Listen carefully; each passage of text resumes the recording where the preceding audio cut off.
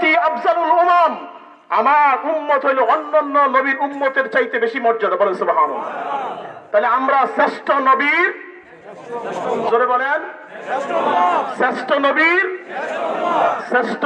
শ্রেষ্ঠ উম্মত যদি আমরা হয়ে থাকি, তাহলে আমাদের ঈমানের দাবি রাসূলের ইজ্জত এবং সম্মানকে দুনিয়ার মধ্যে বুলন্দিত করার জন্য, তার ইজ্জতকে দুনিয়াতে রাখার জন্য যদি জান দিতে হয়, যদি কুরবানি হতে হয়, নিজেকে যদি উৎসর্গ করতে হয়, তাহলে আমরা রাজি আছি কিনা?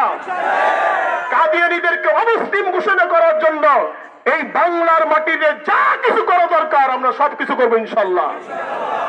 বন্দর খতমে নবুয়তের পক্ষ থেকে 30টা বাস প্রস্তুত রাখা হয়েছে।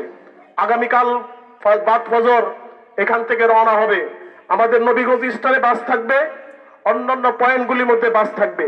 যারা আগামীকালকে যাবেন তারা সকালে হালকা কিছু নাস্তা, ফজর নামাজের আগে হোক অথবা পরে হোক, হালকা নাস্তা করে সাথে সাথে নবীগঞ্জ স্টানে চলে যাবেন।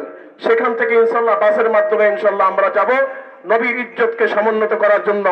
আল্লাহ তাআলা নবীর ইজ্জতকে যেইভাবে দুনিয়ার মধ্যে সমুন্নত রেখেছেন, এই উম্মতের সমুন্নত রাখার জন্য আল্লাহ তাআলা সবাইকে তৌফিক দান করেন।